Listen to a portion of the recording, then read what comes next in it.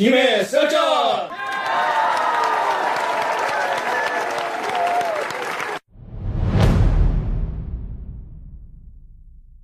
이번 방송은 김해시에서 주최하고 사단법인 생활자치 커뮤니티 우리 동네 사람들이 주관한 시민권 제대로 들여다보기 두 번째 강의인 강재규 인제대 교수님의 국민주권과 지방자치 강의의 실황입니다. 95년 9월 1일 인제대학교 발령받아오면서 제가 이제 마음에 새겼던 것은 첫째가 뭐냐면은 실천적인 지식이 되자.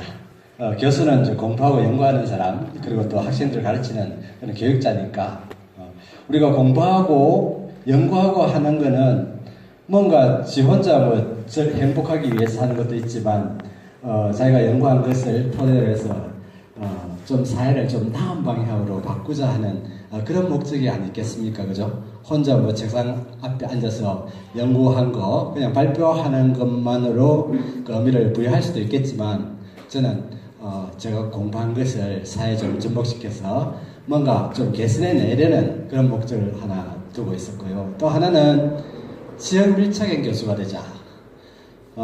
지금 제가 말씀 중에도 나오겠지만 수도권 집중 이게 좀 심각하잖아요. 대한민국 인구의 50%를 차지하고 이렇거든요. 물론 산업 구조 이런 것도 마찬가지고. 그래서 우리 대한민국 사회의 여러 가지 모순이나 문제점들은 수도권 집중 여기서 비롯되는 것이거든요. 그래서 보면은 특히 우리 인제대학교 같은 경우도 서울 경기 출신 교수님들이 참 많습니다. 세계의 대학, 뭐 민족의 대학 이런 걸 지향하다 보니까 우리 지역분들보다는 서울, 경기 또 제자도 서울에 있고 하다 보니까 그래요. 그런 분들 중에 일부는 김해나 부산에 주소지를 옮겨가지고 생활하시는 분도 계시지만 지금도 여전히 서울에서 주말이면 왔다 갔다 하시는 분이 많이 계시거든요. 그러면은 우리 김해 같은 경우도 인구가 한 54만 이래 안 됩니까? 대학이라는 것은 온갖 전문가 집단들이 다 모여있는 싱크탱크 기관이다 이래 이야기할 수 있잖아요. 그래서 다들 서울로 가려 하고 여기서 이제 오셨다가 좀 경력 쌓아서 또 가시고 그거는 안 맞는 것 같다. 저는 그래서 여기에 뼈를 묻기로 그래서 지금까지 이 두 가지 제가 생각한 거는 현재 실천하고 있다 이렇게 말씀을 드릴 수 있겠습니다. 근데 오늘 저에게 주어진 강의 제목은 보시는 바와 같이 국민주권과 지방자치 상당히 주제가 광범위합니다. 국민주권이라는 거 우리 국민이면 누구나 대충 알죠, 그죠? 뭔지. 그러나 또 새로운 이제 주권이 뭔지 들어가 보면은 조금 어렵습니다. 그래서 오늘 이렇게 강좌에 참여하신 분들은 이제 전공 지식을 조금 가미를 해가지고 국민주권이 뭔지 한번 같이 살펴보는 그런 계기로 삼고 또 지방자치 그 국민주권하고 지방자치는 어떤 의미를 어떤 관계가 있는지 그에 대해서 좀 말씀을 드리고자 합니다. 여러분들 헌법 1조 노래 아시죠?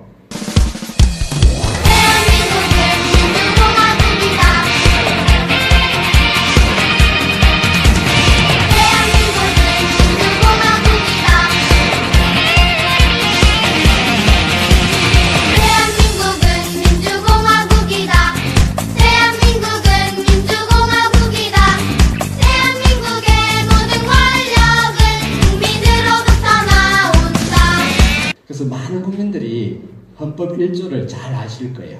1조 1항, 2항 이렇게 구성되어 있는데 1항은 대한민국은 민주공화국이다.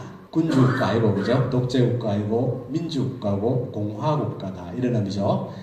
그리고 2항이 대한민국의 주권은 국민에게 있고 모든 권력은 국민으로부터 나온다. 국민주권주의. 예전에 군주국가 시절에는 군주주권이었거든요. 그리고 그 사이에 이제 국가주권 이런 게 있습니다. 독일 같은 경우는 프랑스는 시민혁명이 성공을 거두고 안 했습니까? 그리고 미국도 마찬가지거든요. 영국하고 뿌리가 같으니까 미국도 시민혁명, 독립선언문 뭐 이런 게 있잖아요. 그렇게 되었는데 독일에서도 시민혁명 움직임이 없었던 건 아닙니다. 독일에서는 시민혁명이 성공을 거두지 못했습니다. 이웃나라 영국이나 프랑스 이런 데서는 시민혁명이 성공을 거두고 그때 군주 왕은 단두대에 서서 목이 날아가고 이런 역사적 상황이었잖아요. 그러다 보니까 독일도 뭔가 바꾸기는 바꿔야 되는데 주권 저걸 어떻게 배분을 하지? 어떻게 누구에게 주지? 하다 보니까 원래 주권이라는 것은 뭐 왕이건 그죠? 그리고 국민이건 이런 자연인 사람에게 주어지는 것이거든요. 근데 애매하게 국가라는 그런 조직에다가 주권이 있다. 이렇게 해가지고 시민혁명을 피해가기 위해 하나의 수단으로서 국가주권론이라는 게 또 있습니다. 그런데 이제 지금 현재 국가에서는 대부분의 나라가 국민주권 국가다 이렇게 이야기하잖아요. 제가 제목에 대한민국 헌법의 기본 원리로서의 국민주권주의 이렇게 그래서 우리 헌법 1조에서 1항 2항에서 이야기하는 거 이제 국민주권주의 그리고 민주주의 원리 이걸 이야기하는 겁니다. 헌법은 국가의 최고법이잖아요. 우리가 근본법이기도 하고 그러거든요. 헌법 제1조 가장 첫 그죠? 첫 조항에다가 물론 헌법 전문이 있습니다만은 첫 조항에다가 저렇게 딱 규정을 했습니다. 민주주의, 국민주권주의 이게 이제 헌법의 원리 중에서도 가장 핵심적인 원리다 이렇게 말씀드릴 수 있거든요. 민주주의가 뭡니까? 우리가 말하는 백성이 주인인 그런 정치 원리거든요. 그리고 국민주권주의, 주권이 국민에게 있다 이런 말이거든요. 그래서 국민주권주의 원리, 민주주의 원리 이게 우리 헌법의 가장 중요한 기본 원리입니다. 이거는 뭘 의미하느냐면은 국가 권력은 일반적으로 상권으로 분리를 해서 보잖아요. 국회가 법률을 제정할 때는 이런 헌법 원리에 맞게끔 저걸 이제 구체화할 수 있도록 법률을 제정을 해야 됩니다. 입법부에 대한 어떤 구속력 이게 있는 것이죠. 그리고 행정부, 대통령을 비롯해서 정부, 그죠? 이 사람들은 법령을 집행하는 그런 권한을 갖고 있잖아요. 그래서 법을 집행할 때, 행정을 행할 때 이 원리에 충실하게끔 해야 된다는 것이거든요. 그리고 사법부 재판할 때 마찬가지입니다. 이 원리에 충실하게 재판을 해야 된다. 그러니까 모든 국가 기구를 구속하는 원리, 뭐랄까, 지향점이랄까, 그겁니다. 자, 그래서 민주주의 원리, 국민주권주의 원리, 헌법 1조에서 규정을 하고 있어요. 자, 국민주권주의, 국민주권, 뭔지 한번 봅시다. 자료 보시면, 국민주권이라 하는 것은 국가의사, 대한민국의 의사, 이걸 갖다가 전반적으로, 그리고 최종적으로 결정할 수 있는 최고의 권력. 그죠? 그게 주권이거든요. 그게 주권입니다. 우리가 국민주권 할 때. 그러니까 국가의 의사를 전반적으로, 그리고 최종적으로 결정할 수 있는 힘. 그게 주권입니다. 이게 누구에게 있다고요? 우리 국민에게 있다는 거예요. 그래서 저는 개인적으로 그렇게 생각합니다. 참여정부 노무현 대통령 시절에 저 주권이 국민에게 있다는 거. 그죠? 이걸 갖다가 국민 개개인의 가슴 속에 심어준 거. 저는 이게 사실 아주 가장 잘한 거 아닌가. 저는 개인적으로 그렇게 평가를 합니다. 물론 이것이 참여정부 노무현 대통령이 갑자기 툭 튀어나와가지고 한 건 아니겠죠. 옛날부터 우리가 4.19 혁명도 있고 또 60항쟁도 있고 또 뭐 그전에는 또 3.1운동도 있고 그죠? 민중들 쭉 쌓아왔던 그런 것들이 이제 결정체가 돼가지고 참여정부 대통령이 뭐 정부 이름도 참여정부 그 정부를 그렇게 이야기했잖아요. 그죠? 그러다 보니까 국민들에게 각인이 됐다는 거. 이번에 촛불혁명도 있잖아요. 계기가 되지 않았나 이렇게 생각을 합니다. 자, 그래서 그런 최고의 국가의 최고의 권력입니다. 저것이 국민이 보유한다는 것. 그리고 모든 국가 권력의 정당성의 근거가 국민에게 있다는 것. 이게 바로 국민주권주의입니다. 자, 이런 것들이 이제 초기에 미국 독립선언 그리고 프랑스 인권선언 이 속에 이 이념들이 이제 포함되어 있습니다. 자, 주권 다시 한번 정의를 해보면은 국가 의사를 전반적이고 최종적으로 결정할 수 있는 최고의 권력 또는 권위, 이걸 갖다가 주권이라 하거든요. 그래서 이 주권이라는 것은 국가와 국가와의 관계에서는 독립적인 독립성을 가지는 권력입니다. 그리고 대한민국 내 한국가 내에서는 그것이 최고의 권력입니다. 뭐 입법권, 사법권, 행정권, 이거보다도 더 위에 있는 최고의 정점에 있는 그런 권력이다, 이렇게 말씀드릴 수 있겠습니다. 그리고 주권은 우리가 국가 권력, 입법권, 사법권, 행정권, 이거는 분리가 가능하거든요. 이거는 헌법에 의하여 헌법이 제정됨으로써 또 개정됨으로써 부여된 권력이다, 이래 할 수 있는데, 이 주권이라는 것은 헌법 이전부터 있는 시원적인 그런 성격을 가진 권력이다. 국가 이전, 헌법 이전, 제정 이전부터 존재하는 권력이다. 이거는 국민에게 자연적으로 존재하는 그런 권력이다. 이래서 우리가 시원적이다, 이렇게 이야기합니다. 그리고 항구적입니다. 단절적인 것이 아니에요. 그리고 또 나눌 수 있는 게 아닙니다. 입법, 사법, 행정. 통치권은 입법, 사법, 행정 이렇게 나눌 수 있거든요. 이거는 나눌 수 있는 권력이 아니에요. 단일 불가분성. 그리고 또 누구에게인가 양도할 수 있는 그런 권력이 아닙니다. 그래서 불가양성, 이렇게 이야기합니다. 그리고 자율적인 권력.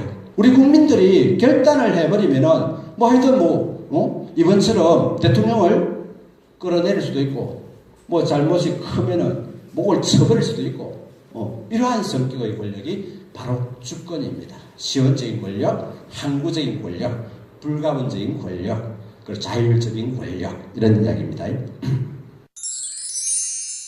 자, 그러면은 국민이란 뭔가? 여러분들, 국민은 우리 다 국민 아니에요? 이렇게 할 수 있는데, 제가 법과대학에 처음에 들어가가지고 헌법을 공부하면서 국민을 헌법에서 정의를 해요. 그리고 국민주권주의 이야기를 합니다. 그런데 헌법학자들 대부분이 이런 식으로 분류를 해가지고 주권, 그리고 또 국민, 이걸 갖다가 아주 가치 중립적으로 해석을 하더라고요. 우리 헌법 정신, 헌법 1조의 정신은 그게 아닌데, 저는 항상 그런 의문을 품었어요.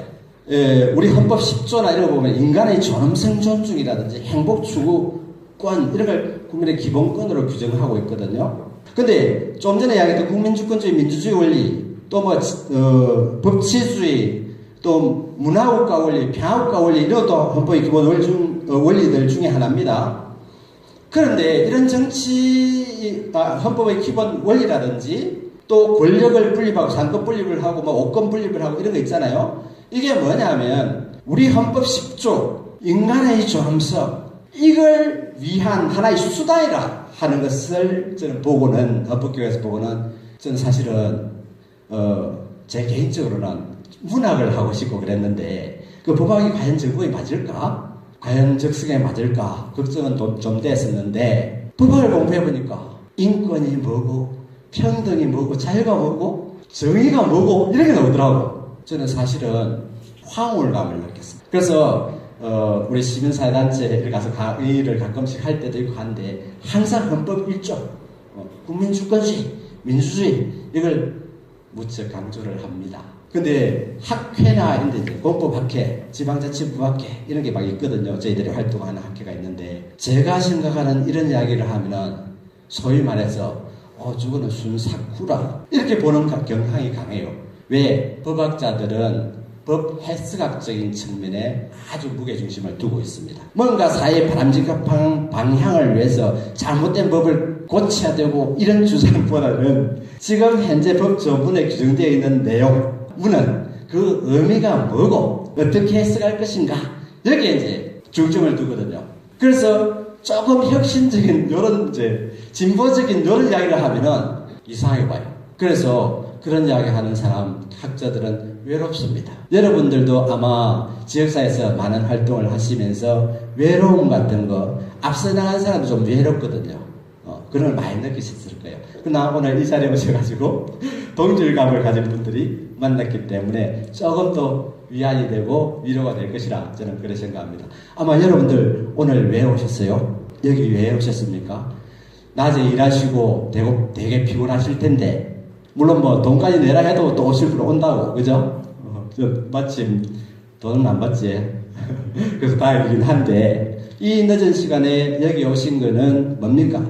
뭔가 사회 공공선을 위해서 좀 우리가 사는 사회를 좀 낫게 만들어 보려고 그런 열정 때문에 모이신 거죠. 저 역시 마찬가지입니다.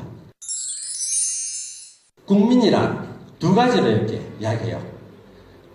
주권의 주체로서, 주권, 최고 권력을 기수하는 주체로서의 국민. 저는 뭐냐 하면은 어린 아이부터 내일 모레 돌아가실 할아버지, 할머니까지 다 포함한 추상적인 그런 국민입니다. 전체 국민. 이게 이제 국민이에요. 이거는 정말 추상적이고 이데올로기적이고 이념적인 그런 국민입니다. 그런 국민에게 주권이 있다 이렇게 이야기해요. 그리고 또 하나는 주권의 행사자로서 그 최고 권력을 행사하는 사람으로서의 국민. 이게 유권자 집단. 실제적으로 국가 의사를 결정하는데 참여하는 사람들. 요거는 이제 일정 나이가 돼야 되잖아요. 뭐 전에는 20세인데 지금은 19세인가 돼 있죠, 그죠? 결격 사유가 선거권 없는 사람도 있잖아요. 그런 사람들 제외한 유권자 전체. 이런 국민, 전 다른 것이다. 이렇게 국민을 이원화해서 이렇게 보더라고요. 근데 국민주권주의 하면은 위에 추상적인, 저기다 이제 포커스를 맞추는 거예요.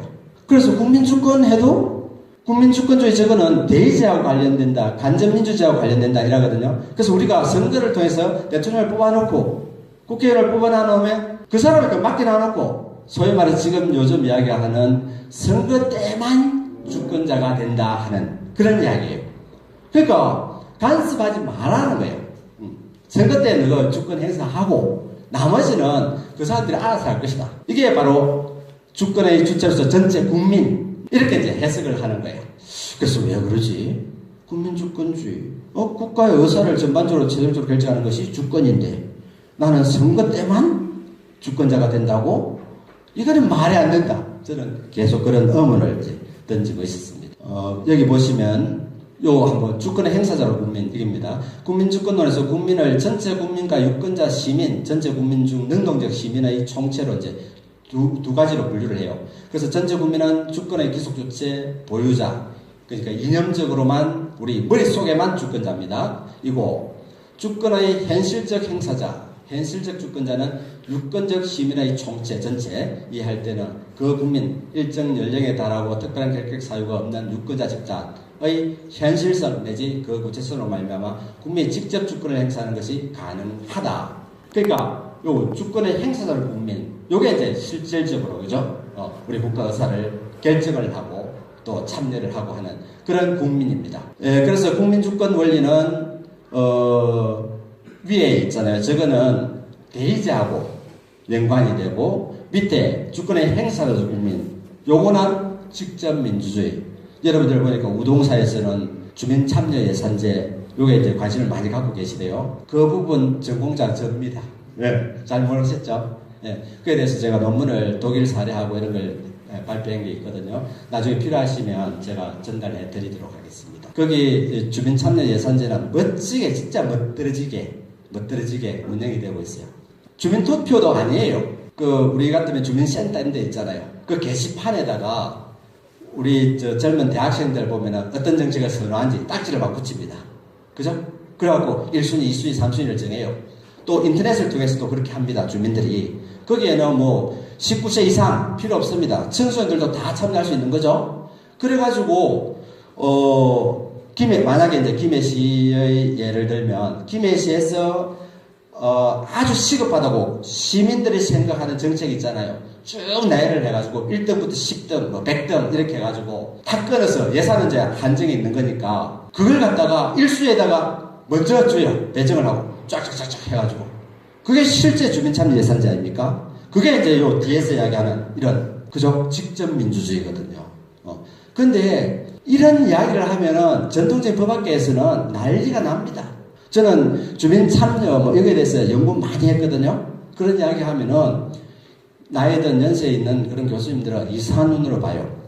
근데 저는 처음에는 외로웠지만 지금 젊은 학자들이 저를 많이 지지를 하고 있어요. 그래서 지금은 외롭지 않습니다.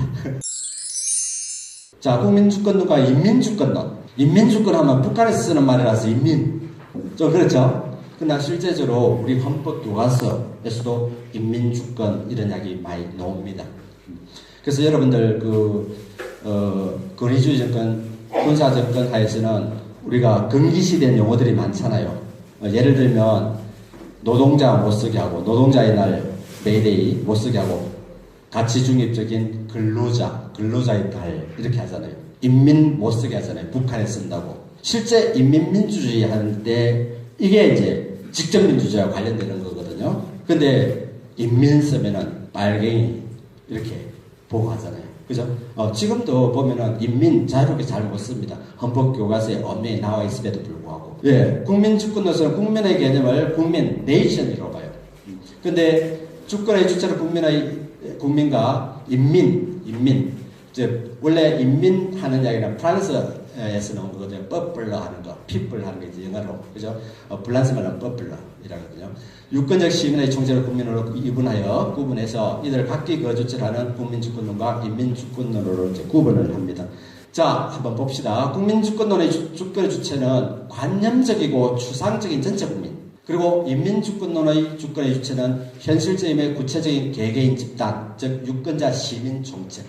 시민이라는 것도 쓰는 거 이상하게 생각합니다. 그래서 이제 우리 지방자치법에서 시민이라 안 쓰고 주민이라 하죠. 그리고 또 학계나 이런 데서 법학계에 가면 지방정부 이야기도 쓰면 이상하게 봐요.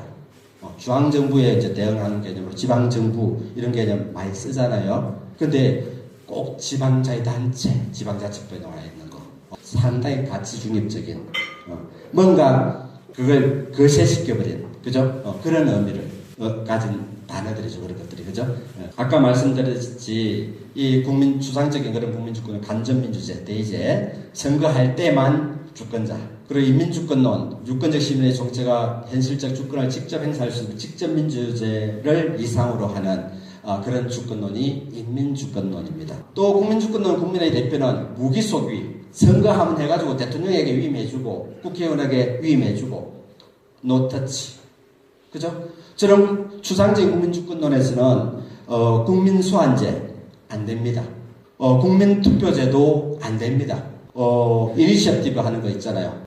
국민이 제안하는 거 있지 않습니까? 그죠? 그것도 안 됩니다. 그러나 인민주권론 하면은 우리 지방자치법에서 규정하고 있는 조례 개편 청구권, 주민감사 청구권, 주민소송제도라든지 주민투표제도라든지 이런 것들이 제도화될 수 있는 그런 어떤 주권론입니다. 인민주권론 하는 것이. 그래서 헌법교과서에서 항상 국민주권 하면 추상적인 대의제에 초점을 맞춘. 그리고 또 제가 시민참여 이런 이야기를 상당히 많이 하거든요. 논문도 많이 쓰고. 이게 대의제 원리에 은한다 이래요. 학자들이.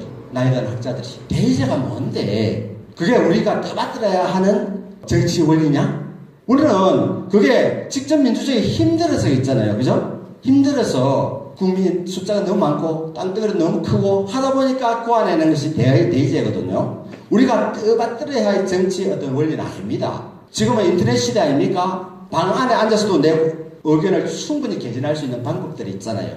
그죠? 그래서 이제 그런 상황이, 시대 상황이 바뀌었으니까 직접 민주주의 이런 요소를 확대 강화하는 것이 맞잖아요. 그럼에도 불구하고 대의제 원리는 떠받들어야 할 어떤 제도로 보고 있어요.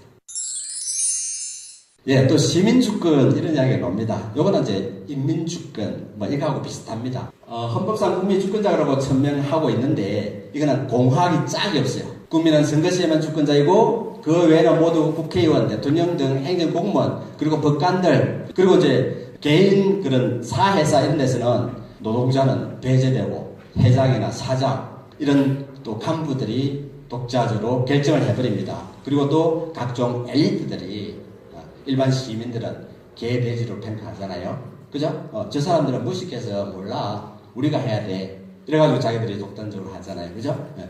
자, 그래서 그 결과 대다수 주권자 국민은 본래 어떤 우리 헌법 1조가 담고 있는 그런 정치 원리 이걸 제대로 구현되지 않고 국민들은 항상 소외되고 헌법이 보장하는 그런 기본권조차도 제대로 향유를 하지 못하고 있다. 이렇게 말씀드릴 수 있겠습니다. 자, 성실하게 살아가는 대다수 국민, 이 시민이 그 의사를 국가사회에 반영함으로써 진정한 주권자로 거듭나기 위해서는 과연 어떻게 해야만 할까?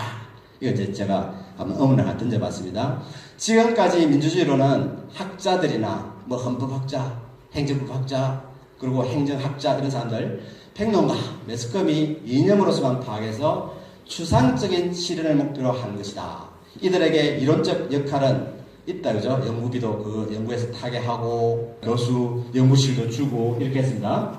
그리고 인텔리gen층에 대한 일정한 영향을 끼쳤다. 이런 사람들이 연구를 해갖고, 그러나 진정한 목표인 그런 시민의 상은 없었다는 그런 한계가 있었습니다. 사회 진정한 계획은 민주주의 대중화 속에서만 가능한 일이고, 보통의 시민이 현장에서 목소리를 높이는 것이야말로 가장 핵심적인 것이다. 따라서 인간으로서의 나약함이나 사적인 그런 욕망은 잠시 옆으로 제껴두고 평등이라고 하는, 정의라고 하는 인간성, 이런 것을 좌표축으로 해서 사회계획에 참여할 수 있는 운동론, 이걸 목표로 해야 법규근에 이런 말이 있습니다. 권리 위에 잠자는 자 보호받지 못한다. 그죠? 그리고 우리 한 사람 한 사람은 너무나 나약하거든요. 그래서 연대하지 않으면은 강력한 권력을 가진 집단에 대항을 할 수 없습니다. 자, 이제 지방자치에 대해서 우리 헌법 보면은 지방자치와 관련해서는 딱 두 가지 조항밖에 안 나와요. 헌법 117조, 118조, 이 두 가지 조항입니다. 이제 제8장에서 지방자치 이렇게 해갖고 117조, 118조 이렇게 준되어 있거든요. 그래서 지방자치에 대해서 지금까지 입법자들이나 권력을 가진 자들이 별 관심이 없었습니다.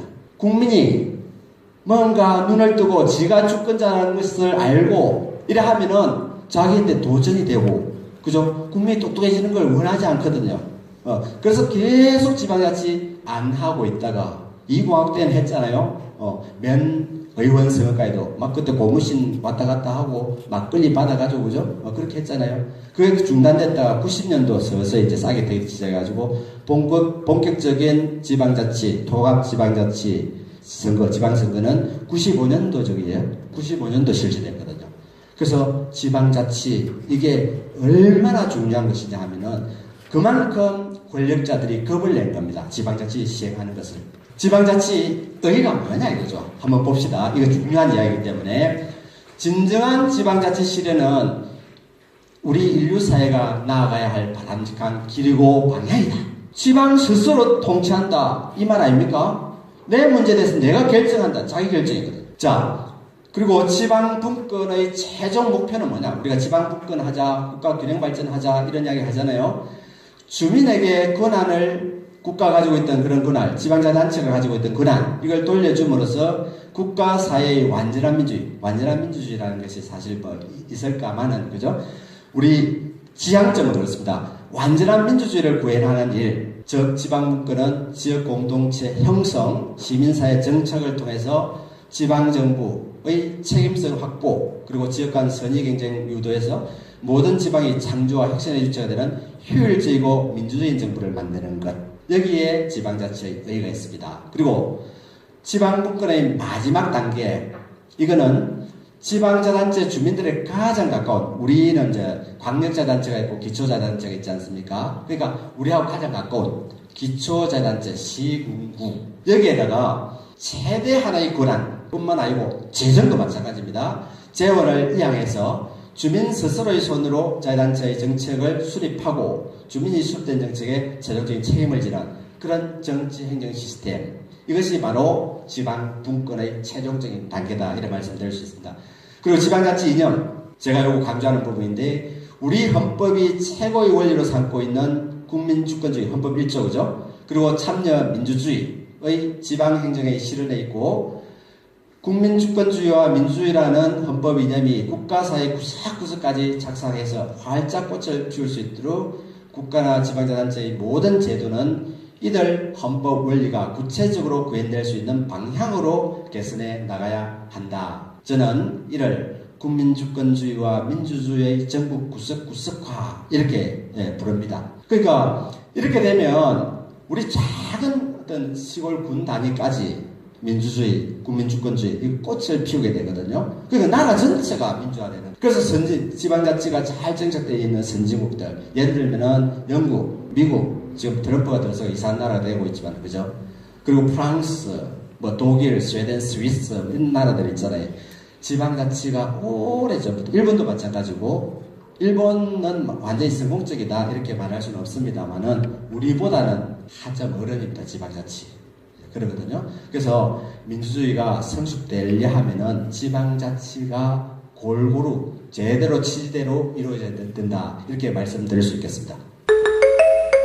자, 그리고 지방자치 확대 강화는 시대적 흐름이다.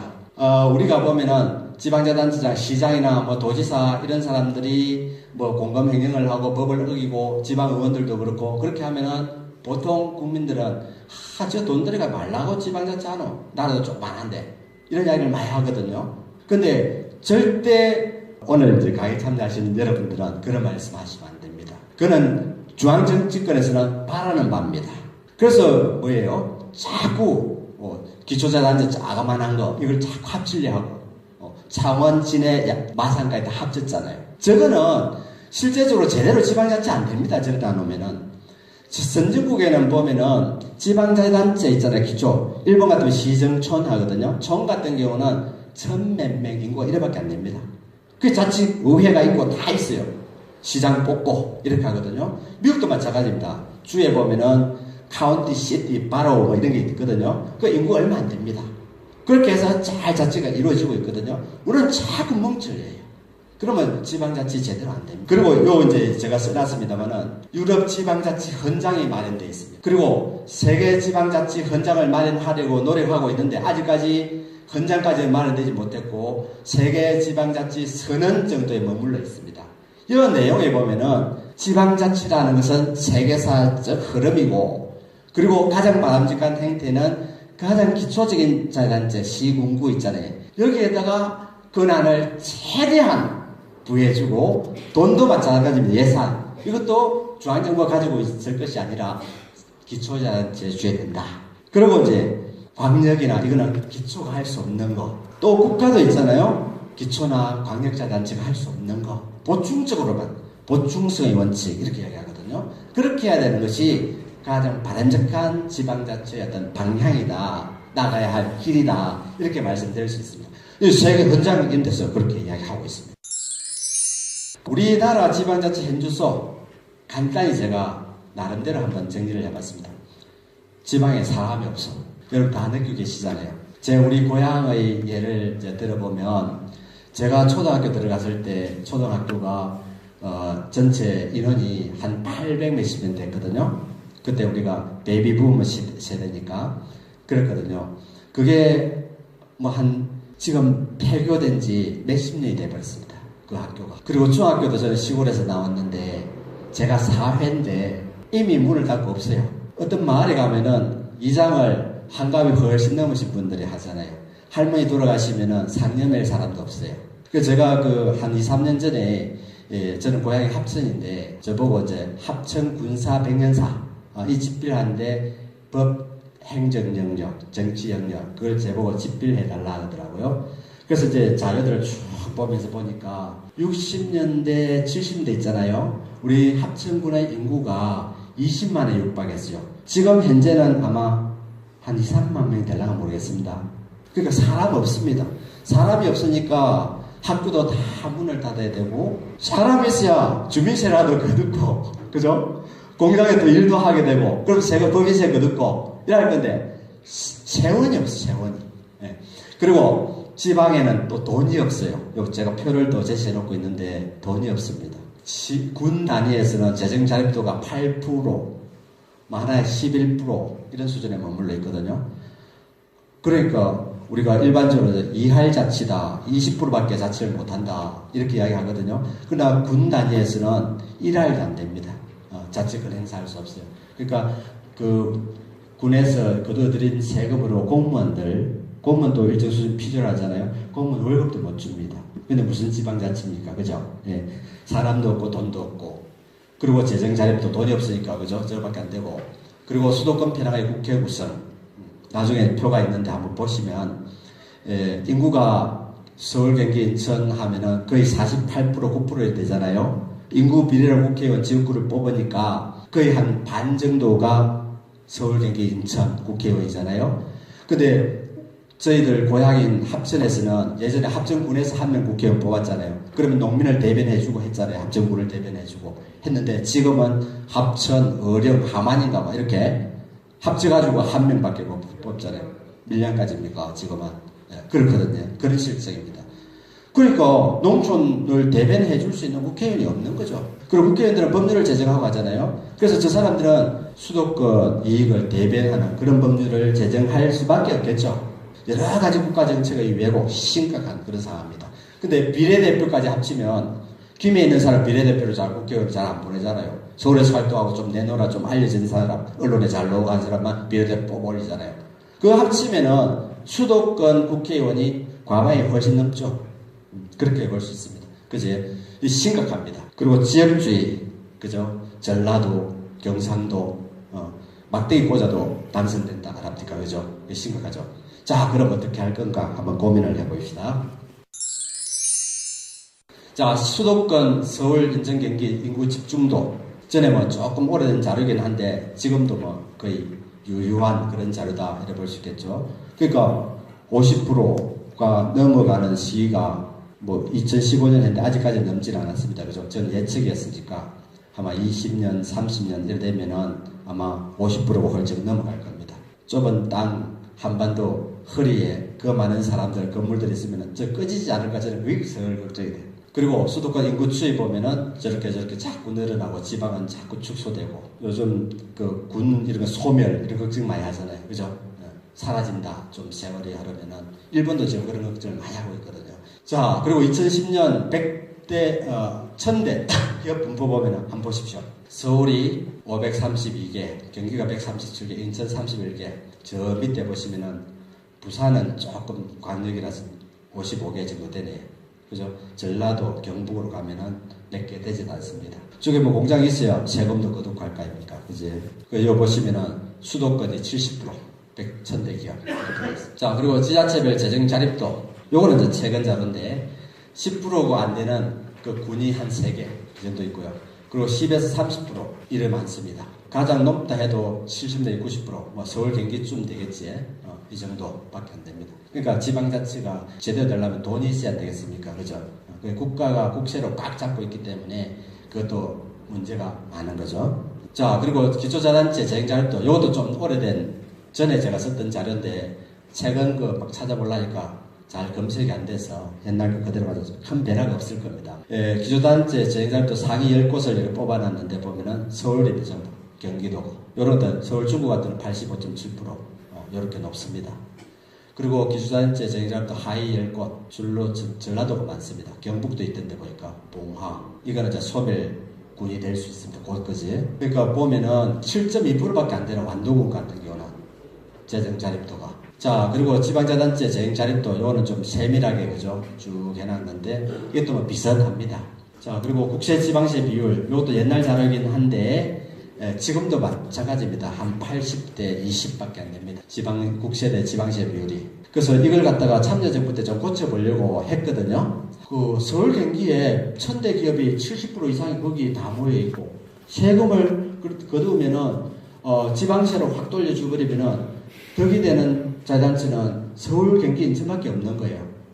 고민하다 그래 못하고 보조금 주는 걸로 국세로 거두어가지고 못 사는 자유단체는 돈을 정부에서 나눠주는 것으로 이렇게 했거든요. 근데 여하튼 간에 이거는 조금 구조적으로 개선이 돼야 할 그런 부분입니다. 국세 대 지방세 비율, 이제 OECD 국가라 세계 이제 그런 나라들을 해놓은 거거든요. 근데 선진국도 보면은 9대 1 정도 되는 나라도 있어요. 예를 들면 영국 같은 경우. 근데 그거는 왜 지방자치 잘 되고 그러지? 돈이 지방에서 지방자단체가 많이 들어가는 것이 주로 복지 아닙니까? 주민복지. 이걸 갖다 중앙정부가 다 부담을 하고 있습니다. 물론 대처 수상 시절에는 그것도 자꾸 줄이려고 해가지고 복지가 많이 후퇴되긴 했죠. 그죠? 네. 그래서 그런 특수한 예입니다.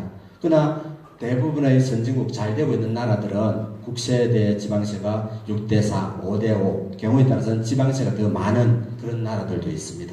근데 우리는 8대2 이렇게 되어 있습니다. 국회의원 정수 수도권 변경 이것도 좀 한번 보시면 보십시오. 우리 지역구가 253개지에 그리고 비례대표 47개 그러니까 2016년 제20대 국회의원 선거에서 그렇습니다. 예전에 이제 19대에서는 이게 246개였고 이게 54개인가 그랬죠, 그죠? 근데 국회의원들이 또 선거구 조정하고 하면서 자기 밥그릇 안 뺏기려고 오히려 비례대표를 줄여버렸죠. 그쵸? 보시면 한번 보십시오. 서울, 인천이 13입니까? 19입니까? 네, 13. 서울이 49, 경기 60. 보십시오. 이 지방은 숫자가 얼마 안 되지 않습니까? 그죠? 서울, 경기, 인천 합치면 반까지는 안 됩니까? 근데 비례대표까지 합쳐버리면은 수도권 국회의원이 과반이 넘습니다. 자, 그러면 어떻게 할고? 국가 제도적인 측면에서 저는 이제 이렇게 봤습니다. 여전히 해법은 참여정부 때 제시했던 지방분권, 국가균형발전, 이게 답이다. 국가 제도 계획 차원에서는 지방분권형 헌법 개정, 우리가 내년 지방선거 때 헌법 개정한다 약속했잖아요, 그죠? 그래서 우리 학자들도 지방분권형 헌법 개정안을 제출했습니다. 그래가지고 헌법의 기본 원리, 국민주권주의, 민주주의 원리 이런 것처럼 지방분권주의를 헌법의 기본 원리로 헌법 1조에다 담자. 그래야만 국가가 그죠? 정책을 수립하고 집행할 때는 지방분권이라는 걸 중요시 여기면서 입법도 하고 할 거 아닙니까? 그래서 그걸 담자 이런 이야기. 그래서 분권 이념을 헌법에 명시를 하자. 근데 중앙정부 공무원들 있잖아요. 꽉 쥐고 돈 안 내줄래 합니다.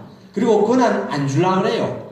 그럼 뭐라고 서울에서 앉아서 뭐라고 이야기하냐면 지금 세종시 앉아있겠지만 지방자단체 공무원은 무능하다. 일 잘 못한다. 그래서 우리가 지도 감독하고 그렇게 해야 된다. 이런 논리가 딱 박혀 있습니다. 그래서 저거 깨야 됩니다. 깨기 위해서는 우리 서울, 경기, 인천을 제외한 지방 사람들이 너나 할 것 없이 여야 할 것 없이 힘을 합쳐가지고 쟁취해야 됩니다. 지방 분권. 네. 그리고 이제 지역 정당 설립, 지역 정치결사의 자유권 확대 주장. 이 지역 정당 설립과 관련해서 저도 논문 쓸 게 있습니다. 우리나라는 정당을 만들려 하면 어때야 됩니까? 서울에 그걸 두어야 되고, 광역자단체인가 5개인가 뭡니까? 당원들을 모집해가고 중앙선관위에 등록하고 해야 되지. 근데 선진 외국에서는 지역 정당도 만들어요. 우리처럼 그렇게 엄격하지 않습니다. 정당 설립에. 그죠? 그래서 저기서도 시의원을 추천하고 해서 당선시키고 이렇게 합니다. 지방자단체 국정참여제도 확대 강화. 지방자단체는 여러 측면에서 많이 제외되어 있고 배제되어 있거든요. 자, 그리고 재정분권 아까 6대4 정도 최소한 6대4 정도 돼야 되잖아요. 국세와 지방세 이런 이야기고 선거법을 개정을 해야 된다. 그래서 지역구 50%, 비례대표 한 50% 이렇게 되고 또 가능하면 중대선거구제, 그죠? 그럼 지역감정 이런 걸 좀 해소시킬 수 있는 그리고 상원제도를 도입해야 된다. 우리는 단일형 그런 국회 아닙니까, 그죠? 미국이나 뭐 이런 데는 보면 양원제도잖아요. 워낙 우리가 서울 집중, 경기 수도권 집중이 강하기 때문에 지역을 대변하는 그런 상원 이거 만들자 하는 것이 우리 분권형 헌법 개헌을 연구한 학자들, 시민운동단체들이 그렇게 주장을 하고 있습니다. 도입대가 헌법 개정하면 되긴 되는데 쉽지는 않을 거예요. 그죠? 네. 대통령 선거 결선 투표제, 그리고 완전한 복지국가, 대학 등록금 부상화 뭐 이런 이야기, 대체 에너지 파이조 확대, 완전히 해체하고 저거 한번 터져버리면 이거는 우리는 절대 납니다. 그지? 그쵸? 네. 대체 에너지 충분히 가능합니다. 근데 주로 원자력이라든지 화력이라든지 이거는 중앙 집권적 에너지 정책이 가능한 것이고 대체 에너지, 태양열, 풍력 이런 것들은 지방분권형 에너지 정책하고 관리됩니다. 그죠? 보면은 조그만한 태양열 설치하는 그런 기업들 우리 마을 옆에도 있을 수 있잖아요. 그죠? 자, 그러면은 우리 시민은 어떻게 할까? 고차가 된 지역주의 극복해야 되고 우리죠? 의식을 좀 바꿔요. 이거 누가 한 이야기입니까? 존재를 배반하는 의식을 탈피하는 거. 홍치아 선생이 하는 이야기죠. 자기는 노동자면서 맨날 새누리당 찍는 거라. 그걸 벗어나야 되겠다. 그리고 이제 지연, 학연, 혈연 이런 거 탈피해야 되겠고 국가 및 지방 행정의 주권자로 적극적인 참여, 권리의 잠자한테 보호받는다. 그죠?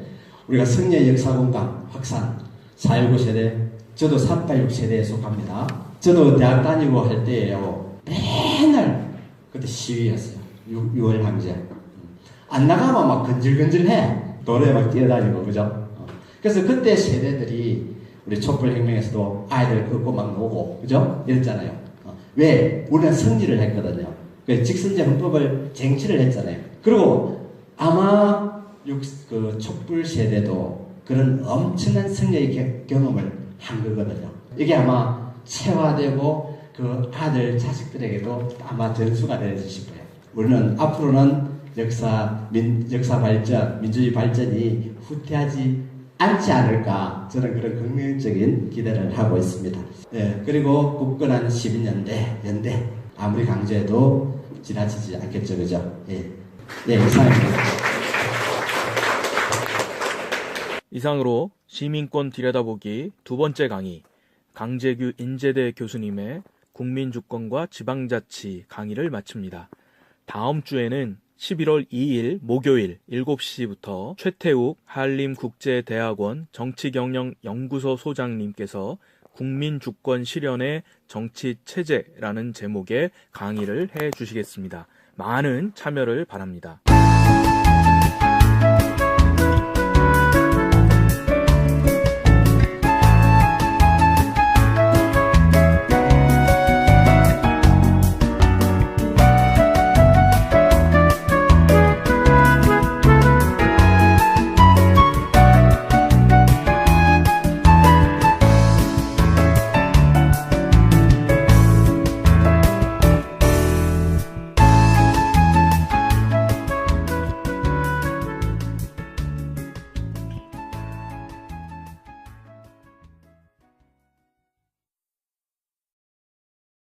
것이거든요. 근데 애매하게 국가라는 그런 조직에다가 주권이 있다, 이렇게 해가지고 시민혁명을 피해가기 위해 하나의 수단으로서 국가주권론이라는 게 또 있습니다. 그런데 이제 지금 현재 국가에서는 대부분의 나라가 국민주권 국가다, 이렇게 이야기하잖아요. 제가 제목에 대한민국 헌법의 기본 원리로서의 국민주권주의, 이렇게, 그래서 우리 헌법 1조에서 1항 2항에서 이야기하는 거, 이제 국민주권주의 그리고 민주주의 원리, 이걸 이야기하는 겁니다. 헌법은 국가의 최고법이잖아요. 우리가 근본법이기도 하고 그러거든요. 헌법 제1조 가장 첫, 그죠? 첫 조항에다가, 물론 헌법 전문이 있습니다만은 첫 조항에다가 저렇게 탁 규정을 했습니다. 민주주의, 국민주권주의, 이게 이제 헌법의 원리 중에서도 가장 핵심적인 원리다, 이렇게 말씀을 드릴 수 있거든요. 민주주의가 뭡니까? 우리가 말하는 백성이 주인인 그런 정치 원리거든요.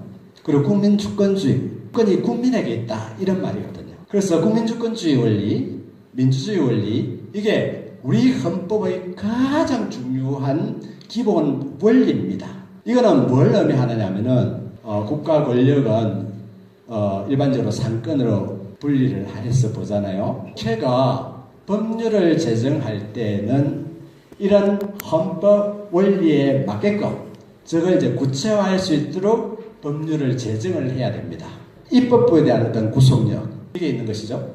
그리고 행정부, 대통령을 비롯해서 정부, 그죠? 이 사람들은 법령을 집행하는 그런 권한을 갖고 있잖아요. 그래서 법을 집행할 때, 행정을 행할 때 이 원리에 충실하게끔 해야 된다는 것이거든요. 그리고 사법부 재판할 때 마찬가지입니다. 이 원리에 충실하게 재판을 해야 된다. 그러니까 모든 국가 기구를 구속하는 원리, 뭐랄까, 지향점이랄까, 그겁니다. 자, 그래서 민주주의 원리, 국민주권주의 원리, 헌법 1조에서 규정을 하고 있어요. 자, 국민주권주의, 국민주권, 뭔지 한번 봅시다. 자료 보시면 국민주권이라 하는 것은 국가의사, 대한민국의 의사, 이걸 갖다가 전반적으로 그리고 최종적으로 결정할 수 있는 최고의 권력, 그죠? 그게 주권이거든요. 그게 주권입니다. 우리가 국민주권 할 때. 그러니까 국가의 의사를 전반적으로, 그리고 최종적으로 결정할 수 있는 힘, 그게 주권입니다. 이게 누구에게 있다고요?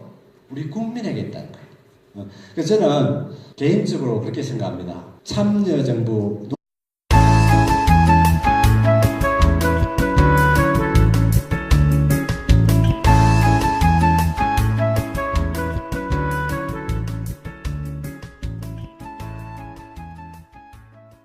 김해 썰전!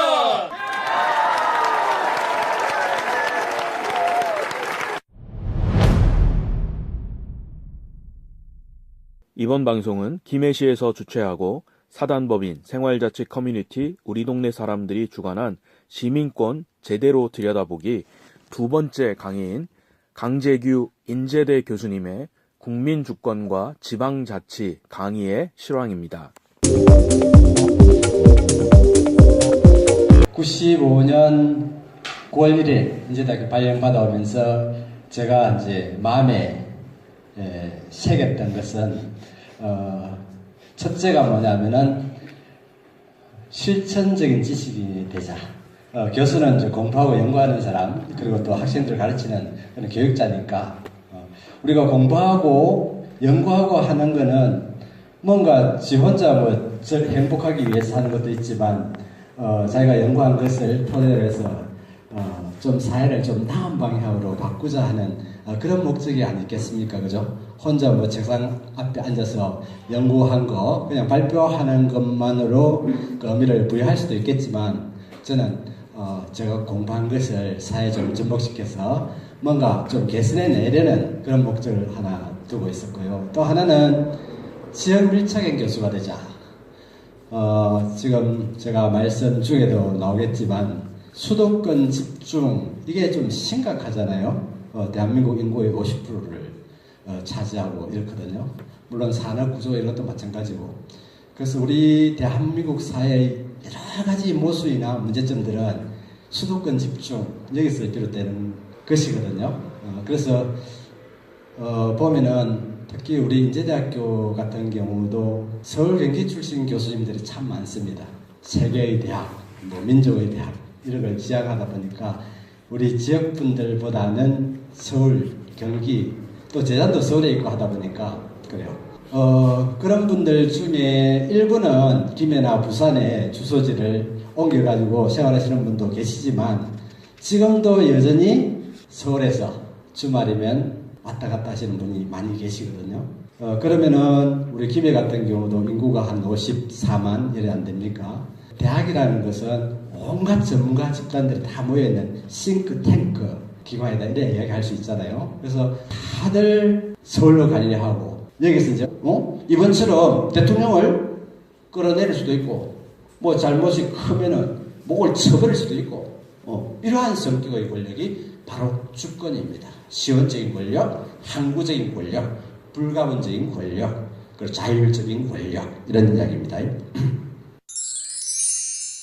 자, 그러면은 국민이란 뭔가? 여러분들 국민은 우리 다 국민 아니에요? 이렇게 할 수 있는데 제가 법과대학에 처음에 들어가가지고 헌법을 공부하면서 국민을 헌법에서 정의를 해요. 그리고 국민주권주의 이야기를 합니다.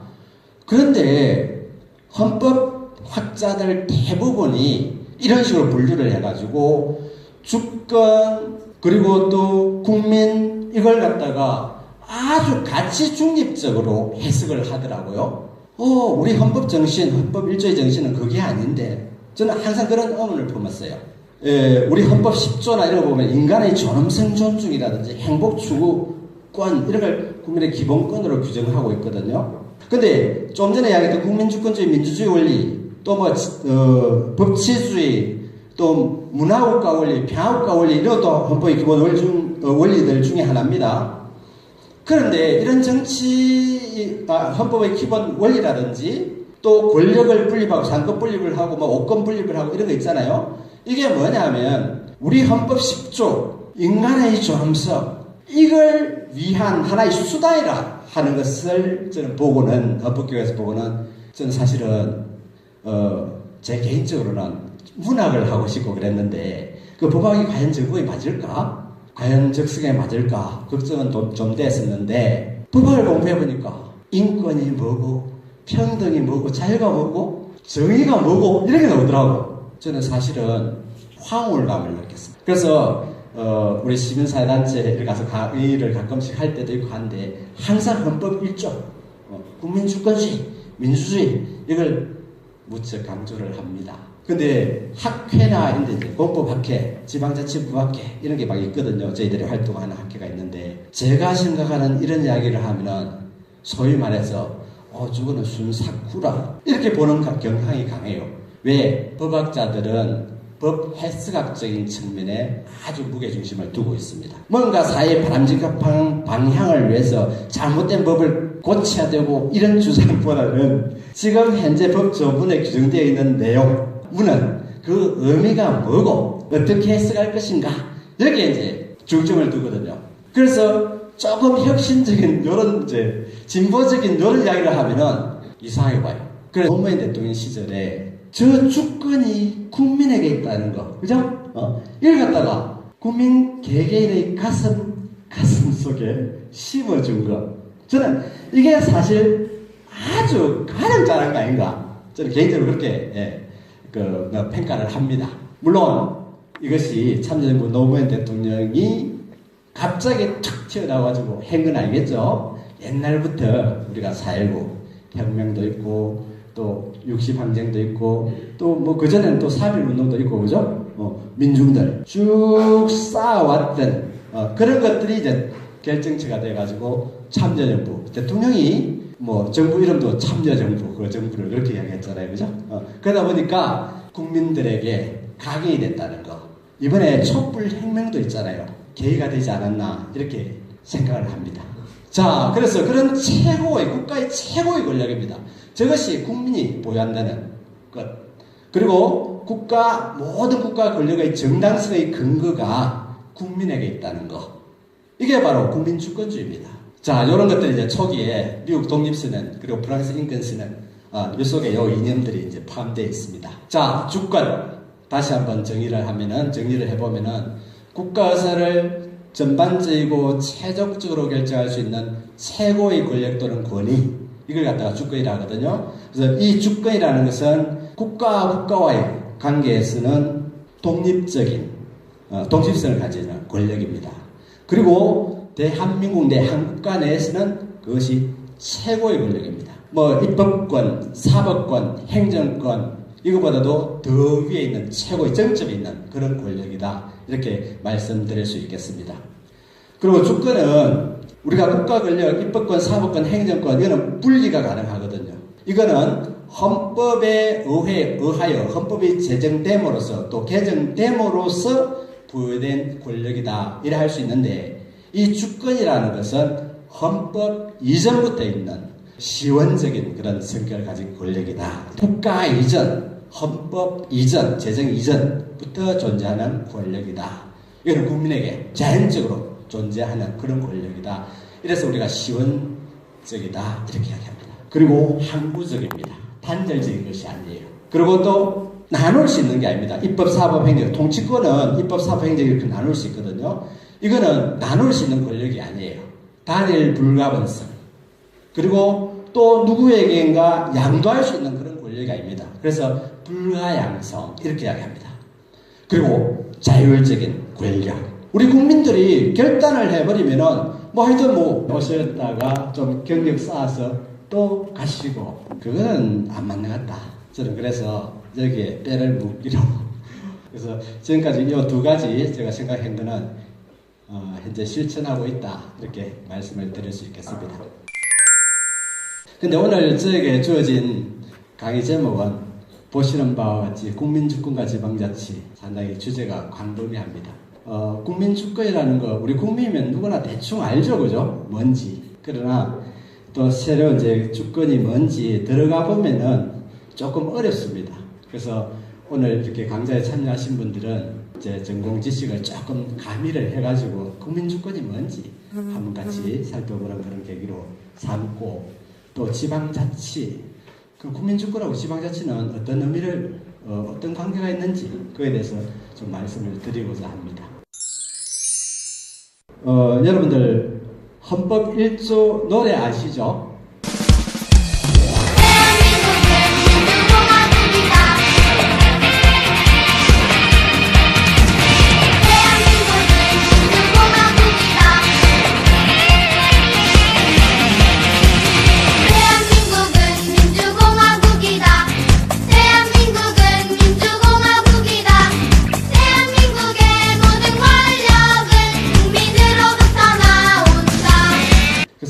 국민들이 헌법 1조를 잘 아실 거예요. 1조 1항, 2항 이렇게 구성되어 있는데 1항은 대한민국은 민주공화국이다. 군주국가 아니고 그죠? 독재국가 아니고 민주국가고 공화국가다 이런 의미죠. 그리고 2항이 대한민국의 주권은 국민에게 있고 모든 권력은 국민으로부터 나온다. 국민주권주의. 예전에 군주국가 시절에는 군주주권이었거든요. 그리고 그 사이에 이제 국가주권 이런 게 있습니다. 독일 같은 경우는 프랑스는 시민혁명이 성공을 거두고 안 했습니까? 그리고 미국도 마찬가지거든요. 영국하고 뿌리가 같으니까 미국도 시민혁명, 독립선언문 뭐 이런 게 있잖아요. 그렇게 되었는데 독일에서도 시민혁명 움직임이 없었던 건 아닙니다. 독일에서는 시민혁명이 성공을 거두지 못했습니다. 이웃나라 영국이나 프랑스 이런 데서는 시민혁명이 성공을 거두고 그때 군주왕은 단두대에 서서 목이 날아가고 이런 역사적 상황이었잖아요. 그러다 보니까 독일도 뭔가 바꾸기는 바꿔야 되는데 주권적을 어떻게 배분을 하지? 어떻게 누구에게 주지? 하다 보니까 원래 주권이라는 것은 뭐 왕이건 그죠? 그리고 국민이건 이런 자연인 사람에게 주어진